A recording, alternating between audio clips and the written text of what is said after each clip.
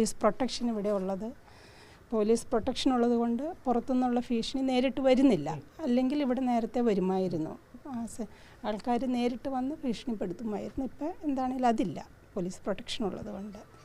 സഭാ നേതൃത്വം പൊതുവെ, ഞാൻ ആരെയും പേരെടുത്ത് പറയുന്നില്ല, അവരുടെ നിശബ്ദതയാണ് ഇതിനെല്ലാം കാരണം. ഞാൻ ഓൾറെഡി അത് മാധ്യമങ്ങളോട് പറഞ്ഞതാണ്, നിങ്ങൾക്കറിയാമല്ലോ.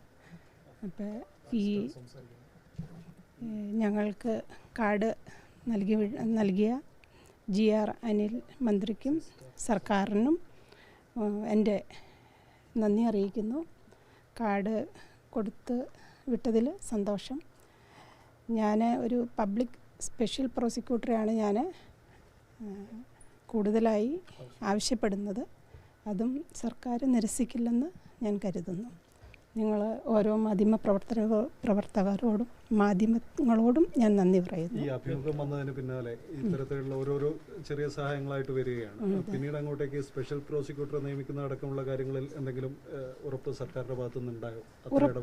ഉറപ്പല്ല, ഞാൻ നേരിട്ട് കണ്ടപ്പോഴേ മുഖ്യമന്ത്രി കൊടുത്ത ആപ്ലിക്കേഷൻ നന്നായി വായിച്ചു. വേണ്ടത് ചെയ്യാം, പരിഗണിക്കാം, നോക്കാം എന്നുള്ള ഒരു വാക്ക് ആണ് മുഖ്യമന്ത്രി തന്നത്.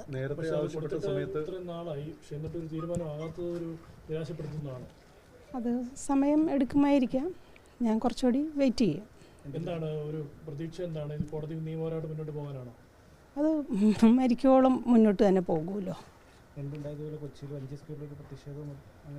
അങ്ങനെയൊന്നും ഇപ്പം തീരുമാനിച്ചിട്ടില്ല, മുന്നോട്ട് തന്നെ. പിന്നെ അങ്ങനെ തന്നെ നിയമപരമായിട്ട് മുന്നോട്ട് പിന്നില്ലേ, തീർച്ചയായും അല്ല തരുമെന്ന് തന്നെ പ്രതീക്ഷിക്കുന്നത്. ഇവിടുത്തെ ഒരു അവസ്ഥ എന്താണ്? ഇപ്പം ഞങ്ങളൊന്നും അല്ല, ഞങ്ങൾ 2018 മുതൽ നിങ്ങൾ ഞങ്ങളുടെ കൂടെ ഉണ്ടായിരുന്നല്ലോ. പിന്നെ 23-ലാണ് ഞങ്ങളുടെ സിസ്റ്റേഴ്സ് ഇവിടുന്ന് ഒരു ഭാഗം പോകുന്നത്.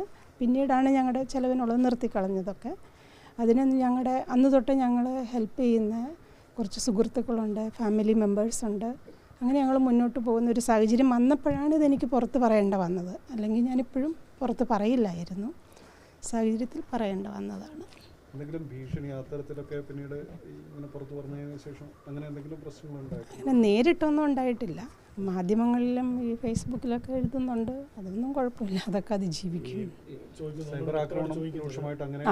കുറേയൊക്കെ ഉണ്ട്, പക്ഷെ അതിൽ കൂടുതൽ പിന്തുണ കൊണ്ട് ഒത്തിരി പേര് നമ്മളെ മാനസികമായിട്ട് നമുക്ക് ഒരു മെൻ്റൽ സ്ട്രെങ്താണ് തന്നത്.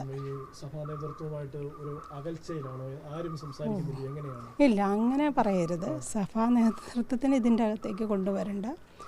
അവരുടെ നിശബ്ദതയാണ് നമ്മളെ വേദനിപ്പിക്കുന്നത്.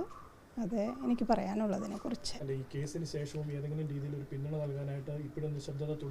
തുടരുകയാണ്. അതെ അതെ,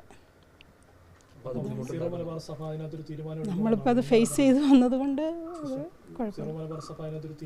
അങ്ങനെ ഒരു പർട്ടിക്കുലറായിട്ട് ഞാൻ ആർക്കടെയും പേര് സീറോ മലബാറെന്നോ ലാറ്റിനെന്നോ ഒന്നും ഞാൻ എടുക്കുന്നില്ല. ആരെയും ഞാൻ വലിച്ചിഴക്കുന്നില്ല ഇതിൻ്റെ അകത്തേക്ക്. ഞങ്ങൾ ഈ പോരാട്ടത്തിൽ മുന്നോട്ട് തന്നെ പോകും എന്ന് എനിക്ക് പറയാനുള്ളൂ. ആരുടെ ഭാഗത്തുനിന്നാണ് ഒരു പിന്തുണ വേണ്ടിയിരുന്നത്? ഞാൻ ചോദിക്കുന്നത് ഇനിയുള്ള പോരാട്ടത്തിന് കാര്യമോ ഇതുവരെ ഉണ്ടായിരുന്നതല്ല. അപ്പോൾ ഇപ്പം ഒരു സർക്കാരിൻ്റെ ഭാഗത്തുനിന്ന് വേണം. അത് കൂടാതെ സഭയിൽ നിന്ന് ആരും ഇടപെടണമെന്നാണ്?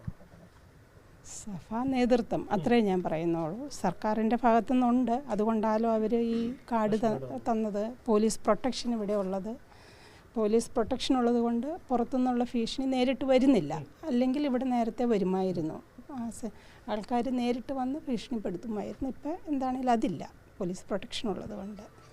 സഭാ നേതൃത്വം പൊതുവെ, ഞാൻ ആരെയും പേരെടുത്ത് പറയുന്നില്ല, അവരുടെ നിശബ്ദതയാണ് ഇതിനെല്ലാം കാരണം.